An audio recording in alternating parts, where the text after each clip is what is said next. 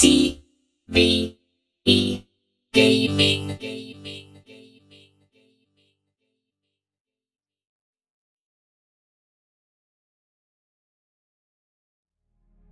Hello everyone, this is CVE Bird and CVE Rims, and this is our second podcast. Thank you very much for the feedback on the first podcast and for all your support.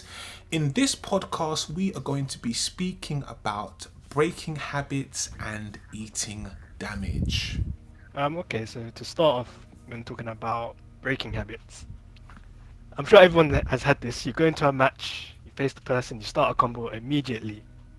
You see lockout, just lockout, and so you notice that the person's always trying to break at the start. And I know I've had this a lot. So what I'm going to say is that when it comes to breaking habits, you never really want to break at the same time all the time, because if you're breaking at the same time all the time, then it's going to let the person know, well, I can just do a counter breaker here. Like, I'm very convinced actually that people were playing Dojo mode and they didn't complete it. When it comes to combos, they probably learned that you could break a combo and they were like, right, that's it, I don't need to know anything else. A lot of people are playing this game like counter breakers do not exist. They think they don't exist, and then when you start doing it to them, they want to get upset. I'm sure that we've all had matches where you've counter broke someone over and over and over and over again. And you would think to yourself, well, why is he always breaking the combo? Why is he doing that? Why? And I would wish I knew. But yeah, going back to it, when it comes to breaking habits, what I do, personally, is that I tend to look at what the combo are doing. And if they like to do a specific combo, say they might do something like light or double heavy linker, light or double heavy linker. If they keep doing that, then I'm just going to be like, right, I can break here, here, here, and here, and it will work because they keep doing it. But I might break it at the start the first time, and then the second time I won't break at all, and then I'll start breaking again. Or sometimes I might just not decide to break the combo at all. I might just leave it. And when you start doing that, they're going to start getting. People tend to think, well, when is he going to break? What do I do? Like, I have faced people actually who don't break an entire match. For the entire match, they don't want to break. And that's actually quite scary, because when someone's not breaking, kind of got to worry about, well, when is he going to break my combo? Do I really want to lay on that damage? But when you're facing people who are always breaking, actually, now that I'm talking about that, I'm going to tell you something, and this is probably going to work 90% of the time. When you face people who guess and they get lockouts the moment you touch them, this is what you do. Just lay on heavies. Just keep, when you start the combo, do heavies. Just do heavies. Keep doing it and keep doing it. Keep doing it until they guess that you're doing heavies and they figure out, oh, he's doing heavies. When they figure out you're doing heavies, keep doing heavies until they're breaking heavies. Once you've got them to do that, you can either choose to counter break because you just kept doing heavies, or just change your strength because they're just like, oh, heavies. What you're doing here is you're just basically setting someone up. You're taking advantage of their breaking habits to set someone up. And because people are not thinking about when they break a combo, they're not going to realize, because they're just so focused on breaking. So I'm telling you it will work. I told Bird to do this and it worked for him, so it'll probably work for the rest of you. And it just shows that breaking just a lot is not a good thing. Just because you see the combo and you know what it is, doesn't mean you have to break it.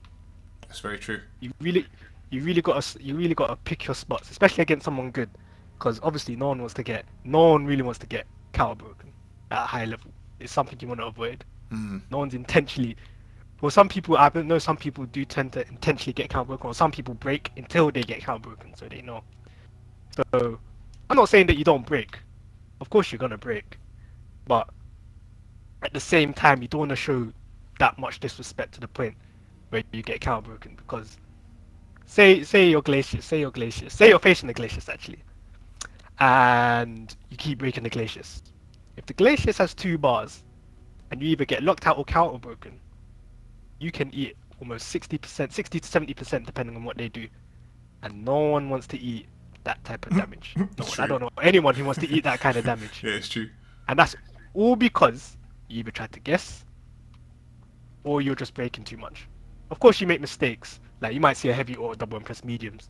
I know that's happened to me. You make mistakes. We're human. It happens. But, like I say, there are a lot of people who just think once they're in a combo, they have to break. They have to. And you really don't have to. Because if say someone puts a lot of lights in a combo, obviously the light fills up the gauge quicker. So really, at the end of it, why are you going to break in the first place?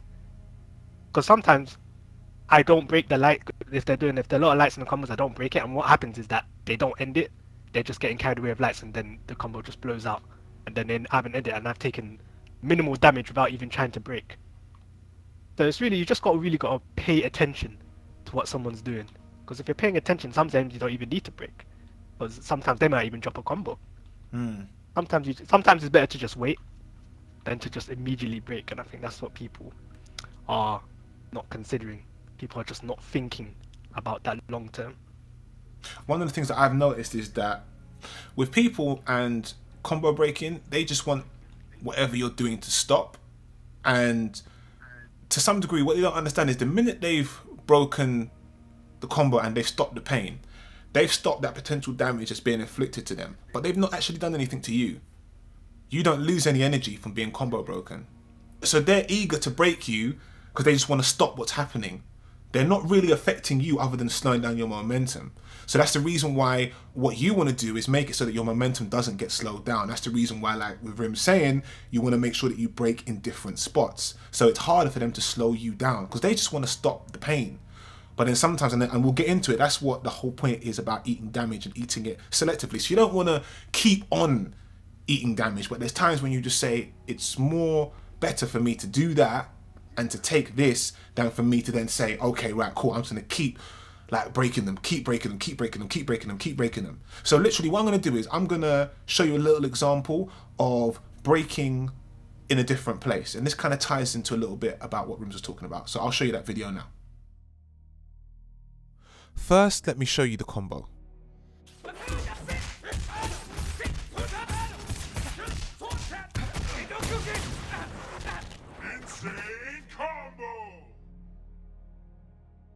Now I will explain the combo. I will show you each part of the combo, pause it, then say what it is. Hard kick, win kick. Hard punch, auto double. Medium laser sword linker. Medium punch, auto double. Hard laser sword linker. Hard punch, auto double. Endo Dukin ender.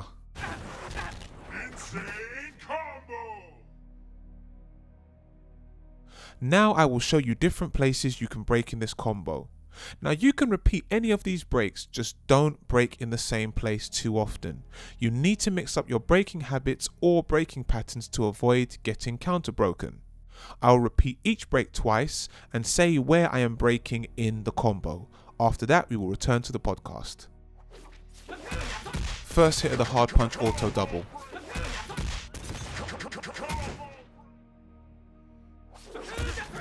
Second hit of the hard punch auto double.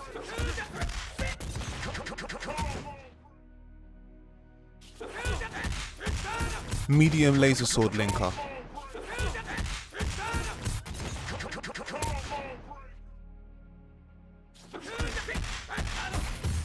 Medium punch auto double.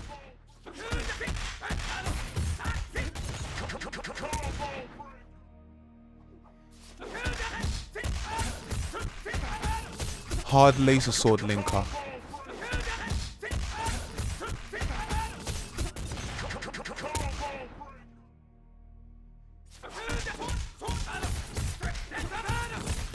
First hit of the hard punch auto double.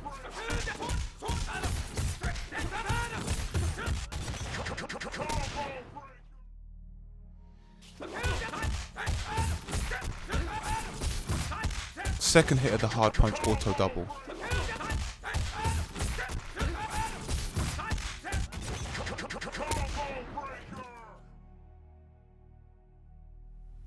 Okay, so I hope you found that helpful, and that really speaks a little bit about just not, whenever you're doing your breaking, again, when you get too greedy with the combo break, that's when you're sometimes setting yourself up for a counter breaker. And like Rose was saying, nobody really wants to be counter broken. Nobody.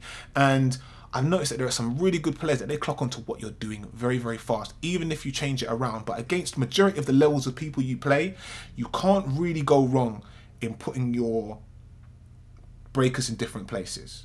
You can't really go wrong. Sometimes what I would do, and it's if, again, the level of the player allows you to do it. You can't do this to everybody, but sometimes I know that somebody will always start a combo and they always go to mediums. So once I see them do that, I sometimes will break them on the first frame. Now, you don't want to always do that, but sometimes I do it to annoy people, because I know that if you keep on getting broken, they can never start, so they start to get demotivated. And again, I'll keep doing it until they do something different. So if I see a red exclamation mark, then I'm like, right, they've changed it. And I might notice, oh, they're doing a heavy now, or they're doing a light. And then I'll let them do it once, the next time I'll break their light. So that you've stopped somebody's momentum. So before I was talking about somebody stopping your momentum, I'm stopping their momentum. I'm not allowing them to start a combo. So, but I'm still looking at what they're doing. I'm waiting for them to adapt. And if they don't adapt, then I just continually keep doing what I'm doing. But if they do adapt, then I'll change. Because if I don't adapt, I can potentially keep getting broken or eat a counter breaker, which I don't want to do. So sometimes you don't want to do it all the time, but against a certain level of player, and you will notice them, or you will start to notice them, they'll always start the combo off in a certain way. And then literally what I do is I might literally just start breaking them, and I might break them in the same spot. And I might do it like twice, and then I might break them in their linker. It's different. You've kind of got to feel it out every single time. But literally with what Rims has said and literally what I've shown you, you should have more of an idea about your breaking habits and not being too greedy with your breaking habits. Now what we'll do now is we'll get into eating damage.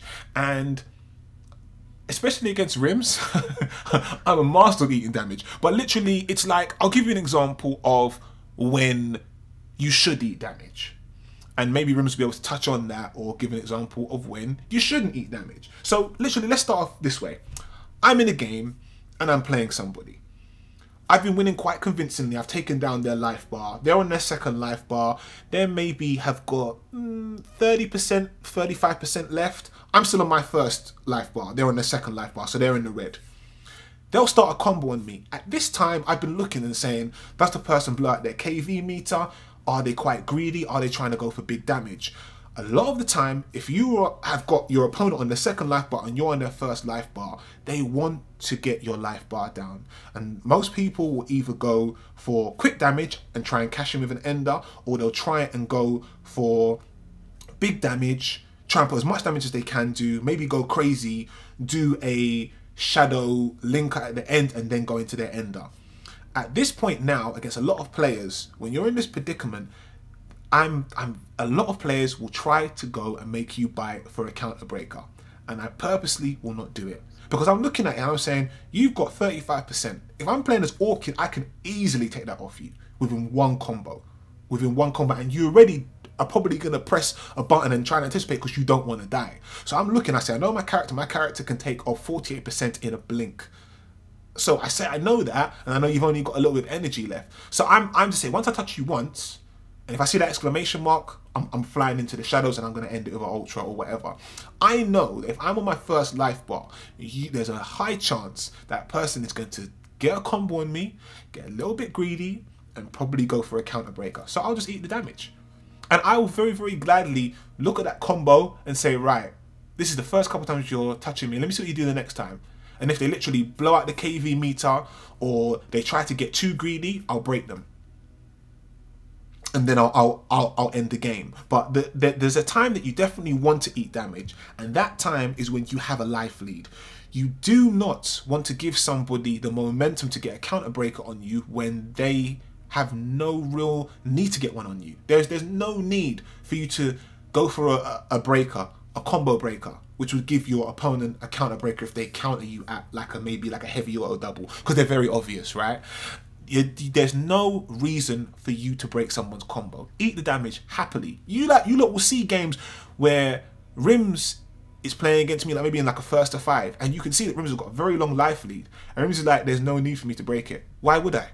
Do you know the reason why? Because he's happy to eat the damage. Because he knows that I can't do 100% damage combo to him. Because if I do, it's going to be very obvious me playing as Orchid, he's going to see it somewhere and just go, no, you're getting too greedy. So if I'm on my second energy bar, I'm going to die at some point. Probably a lot sooner than Rims if he's on his first energy bar. Rims has no need to break the combo. None. None whatsoever. Yeah, just to touch on that, when you do have the life lead, like Bird was saying, you don't have to break at all. There's no reason for you. But what you do want to do is probably break once or twice, just to send the message to that person of, oh, look, I can break you if I want to break you. So be careful.